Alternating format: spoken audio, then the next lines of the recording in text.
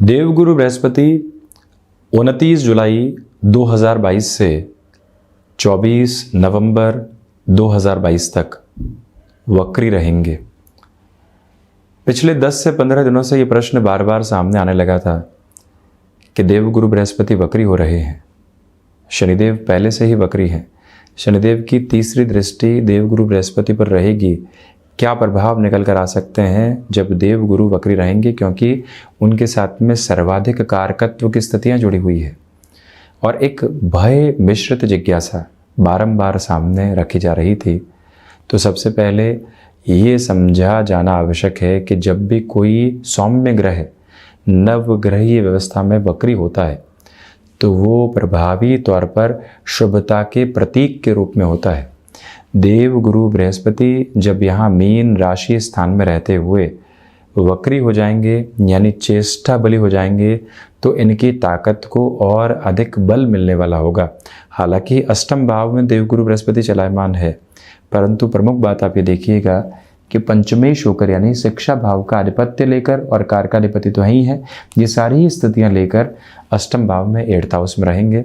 12th house की positions के साथ में अपने एस्पेक्ट को रखे हुए, वहीं 2nd हाउस पर भी और साथ ही साथ में जो 4th हाउस की अप्रोच है वहाँ पर भी अपने एस्पेक्ट के अप्रोच को यानी कि दृष्टि को रखे हुए।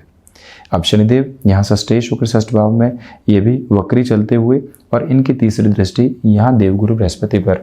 इस संशय से भी मुक्त होने की आवश्यकता है कि जो शनिदेव की तीसरी दृष्टि है उसमें आकस्मिक संघर्ष देने की ताकत है और इस दृष्टि में बेहतरी भी मौजूद है।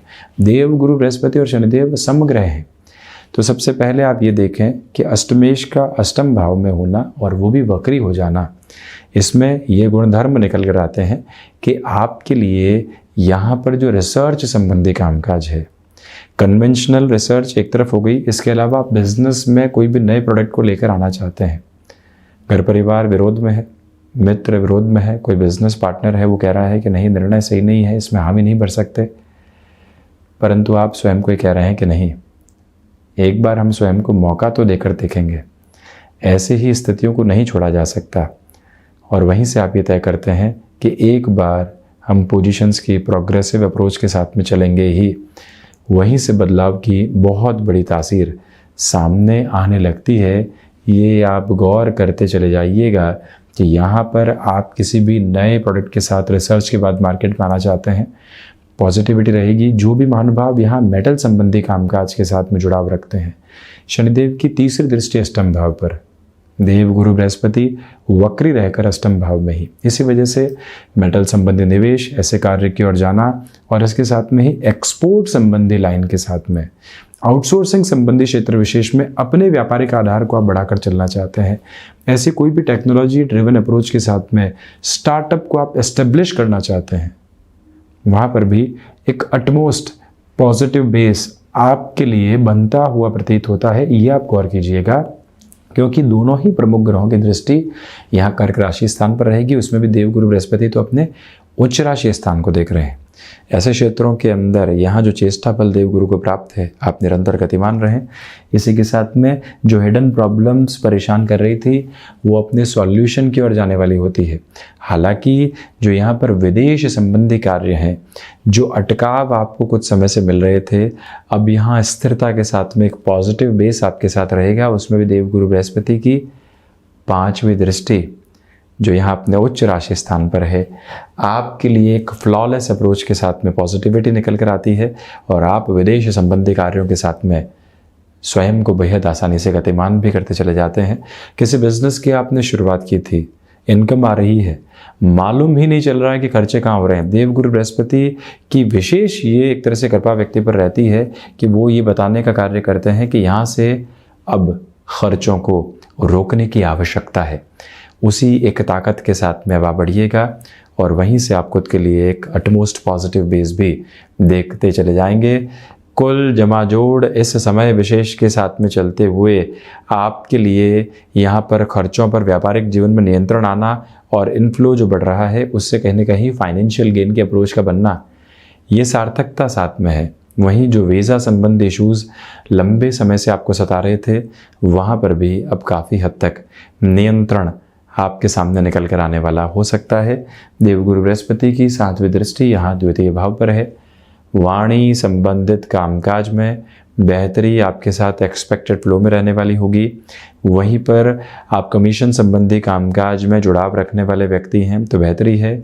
जो यहाँ पर आपने नौकरी पेशा जीवन में कोई भी परिवर्तन किया है और ठीक ठाक फाइनेंशियल गेन मिला है, परंतु डेजिग्नेशन का मेजर गेन मिला है, आप मन में किसी भी तरीके की मायूसी को नहीं रखें।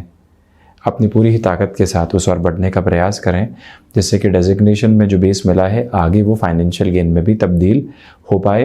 पारिवारिक जनों के साथ में सहृदयता पुनः निक्षेपित होते चली जाएगी, इसमें कोई भी दुराव सामने नहीं है। वहीं देवगुरु बृहस्पति की 9वीं दृष्टि चतुर्थ भाव पर है। इसी वजह से निवेदन है आपसे कि आप भूमि संबंधित कामकाज में किसी भी नए सिरे के साथ में खुद को जोड़ना चाहते हैं, उस और पूरी ही ताकत के साथ में गतिमान रहिएगा। माता के स्वास्थ्य को लेकर बनी हुई परेशानियों में कमी, और वहीं जो भी सर्विस इंडस्ट्री संबंधी कामकाज है, टिम्बर संबंधी कार्य है, कंस्ट्रक्शन संबंधी अप्रोच है, वहाँ पर लंबे समय से आप विषय के साथ में जुड़े रहे हैं, यानी कि एक क्षेत्र के साथ जुड़े रहे हैं। अब आपको यहाँ से एक पॉजिटिव बेस मिलने वाला हो सकता है। अपनी पूरी ही ताकत के साथ में आप बढ़ने का प्रयास करें। परिणामों की सकारात्मकता आपके साथ में रहने वाली होगी।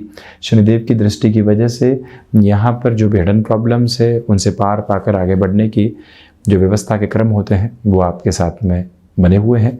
पंचमेश अष्टम भाव में है, इसी वजह से इस बात पर आप गौर कीजिएगा कि शिक्षा में एकाग्रता में थोड़ी सी कमी आ सकती है, परंतु द्वितीय भाव को यानी धन भाव को देखते हुए देवगुरु बृहस्पति पंचमेश अष्टम में और वहीं पर लाभ भाव से 4-10 का संबंध बनाते हुए शेयर मार्केट संबंधी निवेश में दूसरों की नहीं सुनकर अपनी कैलकुलेशंस के साथ में आपने आगे बढ़ने का प्रयास किया तो इस समय व्यवस्थित कहा जाएगा। नौकरी पेशा जीवन में हल्के फुल्के उतार चढ़ाव के अलावा पॉजिटिविटी कंटिन्यूअस नोट पर बनी हुई है। तो ये था सिंह राशि के जातकों के लिए देवगुरु बृहस्पति के वक्री होने वाले प्रभाव का संक्षिप्त और समग्र विवेचन। ऐसी चर्चाओं के साथ उपस्थित होते रहेंगे। कोटिशः आभार और धन्यवाद।